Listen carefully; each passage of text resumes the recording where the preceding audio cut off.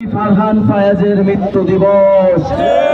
সংগ্রামী নারায়ণগঞ্জবাসী, আজকে শহীদ মুগ্ধর মৃত্যু দিবস। আজকে কয়েকশো মানুষ শহীদ হয়েছিলেন এই ফ্যাসিস্ট সন্ত্রাসী আওয়ামী লীগের বাহিনীর দ্বারা। আমরা ভুলি নাই 18ই জুলাই, ভুলি নাই গণ অভ্যুত্থান, ভুলি নাই। প্রিয় সংগ্রামী নারায়ণগঞ্জবাসী, আজকে আমরা এসেছি আপনাদের কাছে প্রতিশ্রুতি দিতে। নারায়ণগঞ্জ ঐতিহ্যের শহর। নারায়ণগঞ্জ কেবল বন্দর নয়, বন্দরের জন্যই বিখ্যাত নয়।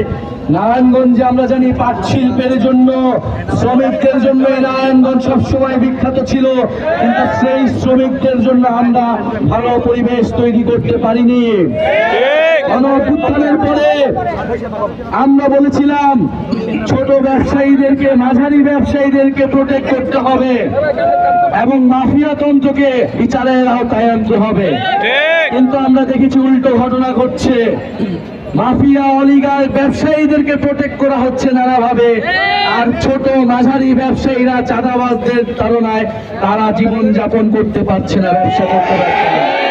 নারায়ণগঞ্জের সৎ ব্যবসায়ীদেরকে আইনি সুরক্ষা দিতে হবে, আইন শৃঙ্খলার পরিবেশ ঠিক করতে হবে, যানজট দূর করতে হবে এবং চাঁদাবাজ মুক্ত করতে হবে। নারায়ণগঞ্জকে আমরা আর কোনো পরিবারের কাছে বর্গা দিতে চাই না, গডফাদারের কাছে বর্গা দিতে চাই না। সংগ্রামী নারায়ণগঞ্জবাসী, আপনারা জেগে উঠেছিলেন গণ অভ্যুত্থানে, আপনাদেরকে সেই জাগ্রত নারায়ণগঞ্জ সবসময় ধরে রাখতে হবে।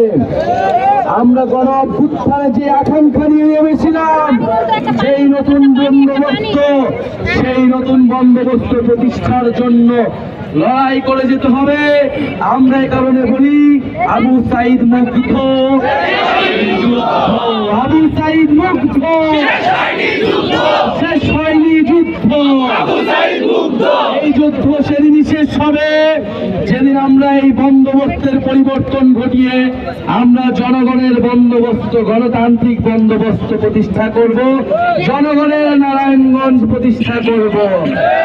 সংগ্রামী নারায়ণগঞ্জবাসী, আজকে আমরা বিদায় নিচ্ছি, কিন্তু আমরা আবারও আসব।